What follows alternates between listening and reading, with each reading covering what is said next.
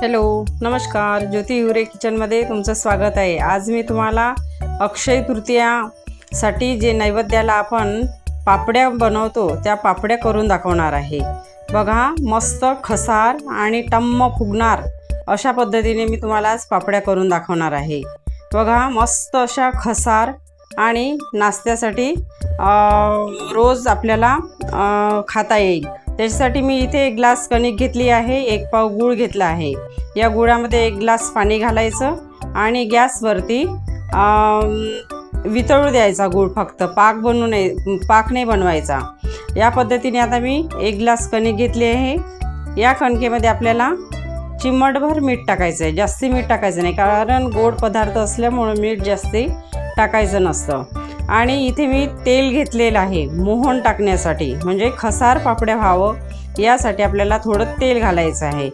आणि हे पूर्ण मिक्स करून घ्यायचं.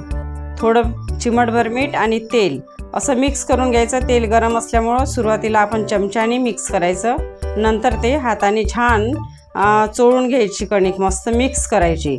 बघा, या पद्धतीने हाताने मस्त मी मिक्स करून घेत आहे.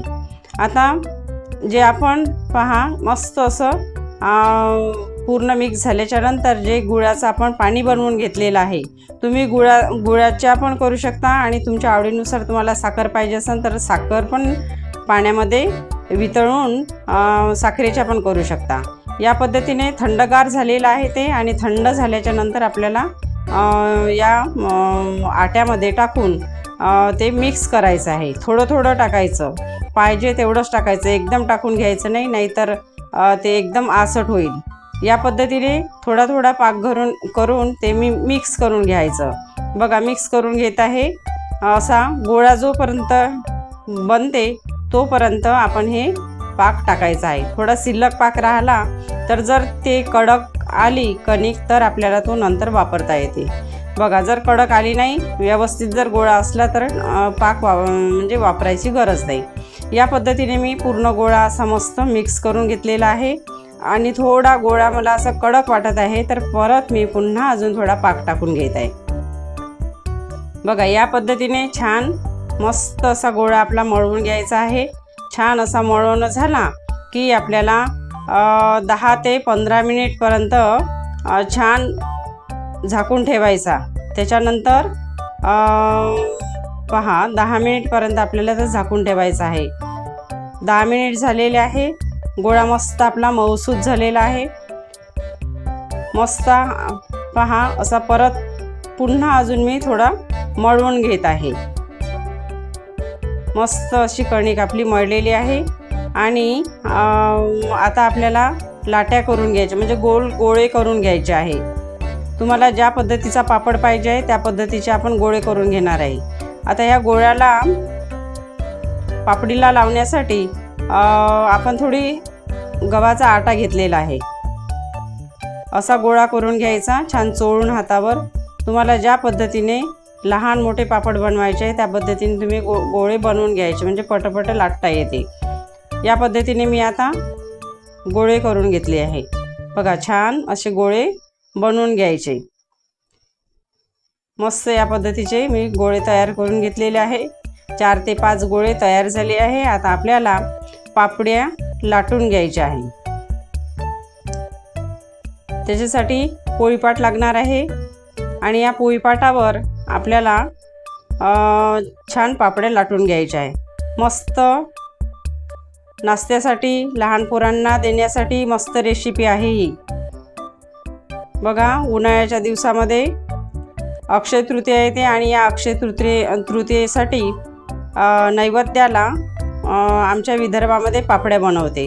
अशा पद्धतीने ही पापडी मी मस्त लाटून घेत आहे. कुठेही चिपकत नाही, काही नाही. थोडा गव्हाचा आटा पोळीपाटावर टाकायचा आणि हलकीशी अशी लाटून घ्यायची. काठाने ते फाटल्या जाते थोडंफार, कारण गुळाचं पाणी असते ते थोडं वातड आल्यासारखं येते, त्याच्यामुळं थोडं फाटते. पण मी इथे एक झाकण घेतलेलं आहे डब्याचं, आणि त्या झाकणाने गोल अशी ती पापडी कापून घेतलेली आहे. बघा, पाहू शकता, मस्त पापडी आपली तयार झाली आहे. अजून तुम्हाला एक पापडी मी बनवून दाखवत आहे.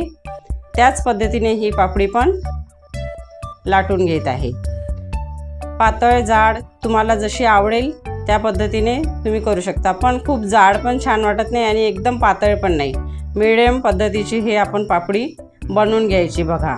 आणि उरलेला जो गोल राऊंड कापल्या जाते तो या कणकेमध्ये आपण मिक्स करून घ्यायचं बघा। पूर्ण पापड्या मी आता लाटून घेतलेल्या आहे आणि ह्या 10 मिनिटपर्यंत आपल्याला थोडं सुकू द्यायच्या। 10 मिनिट झालेले आहे, पापड्या छान सुकलेल्या आहे। आता इथे मी पातेल्यामध्ये तेल ठेवलेलं आहे, तेल गरम झालेलं आहे आणि खूप थंड पण नसायला पाहिजे तेल। असं गरम तेल झाल्याच्या नंतरच आपण या पापड्या टाकायच्या आणि पापडीवर असं झाऱ्याने तेल असं शिंपडायचं वरून, तेव्हा ही पापडी मस्त टम्म फुगतं बघा। छान अशी पापडी आपली टम्म फुगलेली आहे आणि मस्त पापडी तळून झाली आहे बघा। दुसरी पण पापडी तुम्हाला तळून दाखवत आहे। अशा मस्त बघा टम्म अशा पापड्या आपल्या फुगलेल्या आहे। सुंदर अशी रेसिपी आहे, खरंच घरी तुम्ही नक्की ही रेसिपी करून बघा। सुंदर अशा पापड्या आपल्या तयार झालेल्या आहे। अशा पद्धतीने ही जर रेसिपी माझी तुम्हाला पसंत आली तर मला नक्कीच कमेंटमध्ये सांगा ह्या पापड्या कशा झाल्या ते बघा। मस्त आपल्या पापड्या पूर्ण तळून झालेल्या आहे। ही जर रेसिपी माझी तुम्हाला पसंत आली असेल तर नक्कीच मला लाईक करा, शेअर करा बघा। मस्त अशी खसार झालेली आहे आणि टेस्ट पण छान झालेली आहे। माझी जर ही रेसिपी तुम्हाला पसंत आली असेल तर नक्कीच मला सबस्क्राईब करायला बिलकुल विसरू नका। धन्यवाद, थँक्यू।